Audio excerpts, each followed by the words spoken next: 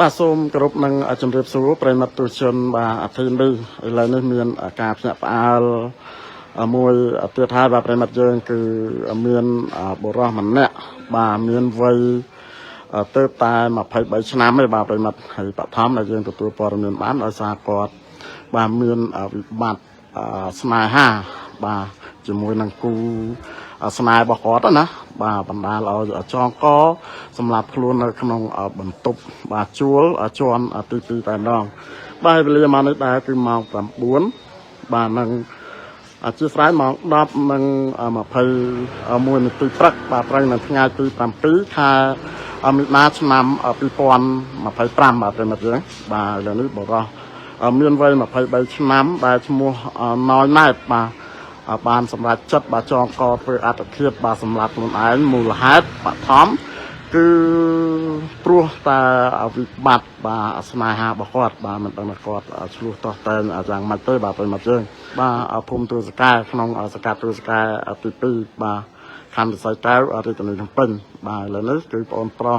ណយណែតបានធ្វើអត្តឃាតបាទចងកសម្រាប់ខ្លួនឯងបាទបាត់ទៅហើយបាទប្រិមត្តយើងបាទស្លាប់បាត់ហើយបាទគឺនៅជាន់ទី3ហើយឥឡូវនេះយើងឃើញថាមានបាទកម្លាំងសមត្ថកិច្ចបាទផ្នែករដ្ឋបាលប៉ុស្តិ៍នៅសង្កាត់ទូសកែរួមទាំងកម្លាំងផ្នែកជំនាញបាទចក្រសោច័យបរិយាកាសភ្នំពេញបាទបានមកដល់ទីតាំងនេះផងដែរកំពុងតែធ្វើការអាស្រ័យសាកសពនិងពិនិត្យទៅលើសាកសពណាតើសាកសពនេះស្លាប់ពីមូលហេតុឲ្យប្រកបតើធ្វើបាទអត្តឃាតឬចងកសម្រាប់ខ្លួនឯងយ៉ាងណាមិញបាទកម្លាំងសមត្ថកិច្ចលោកនឹងបាទបញ្ជាក់ទៅដល់ក្រុមការងារយើងបន្ថែមបាទឥឡូវនេះយើងឃើញហើយបាទលោកពូផ្នែកជំនាញបាទចក្រសោច័យបរិយាកាសភ្នំពេញបាទនៅជាន់ខាងលើបាទជាន់ទី2ផងដែរបាទយើងកំពុងតែធ្វើការផ្សព្វផ្សាយនេះយើងមិនទាន់ដឹងថាគាត់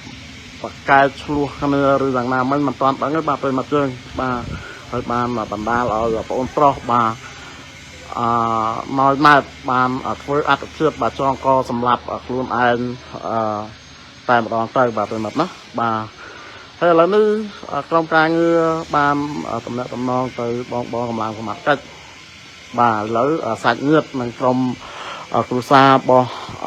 បងប្រុសបាទណយម៉ែតបានមកដល់ទីតាំងកន្លែងកើតហេតុនេះផងដែរបាទកំពុងតែ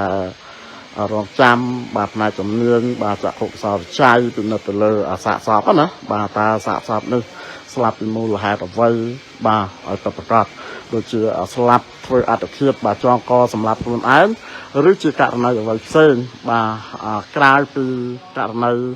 ចងកសម្រាប់ខ្លួនណាបាទនេះជាព័ត៌មានបឋមដែល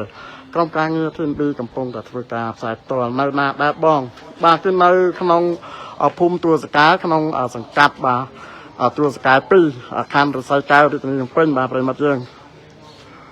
ចឹងសូមប្រិមត្តទស្សជនបាទTNBជួយ share និងចែករំលែកបាទម្នាក់មួយពីករណីដែលមានការភ្ញាក់ផ្អើលបាទ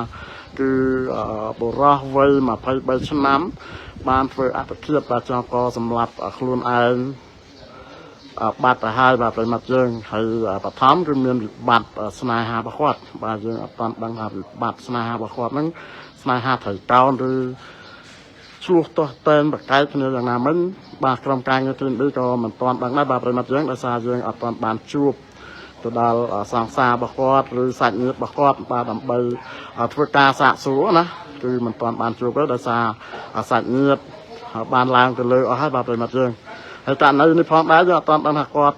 ធ្វើអត្តឃាតបាទចងកសម្រាប់ខ្លួនឯងនេះ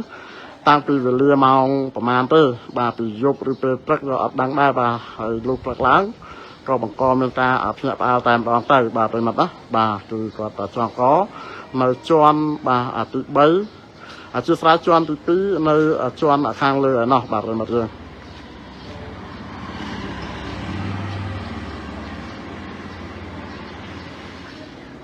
សូមមកជួយ share ម្នាក់មួយផងបាទប្រិមត្តទស្សជនបាទTNBយើងបាទជួយ share ដើម្បីចែករំលែកបាទព័ត៌មាននេះ